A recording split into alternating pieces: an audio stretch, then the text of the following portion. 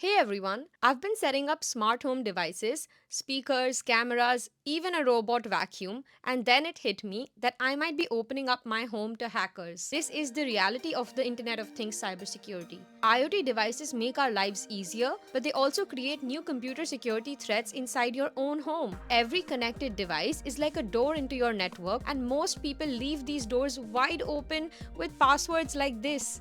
So let's fix that with some cybersecurity best practices. A strong password is the first layer of data privacy and protection. Here's what actually works: 12 to 16 characters minimum, a mix of uppercase, lowercase, numbers, and symbols, and no personal information, which means no birthdays and no names. Make it unique to you but impossible for others. And never reuse passwords, because one breach can give the hacker access to everything. And that's actually how most cybersecurity breaches happen.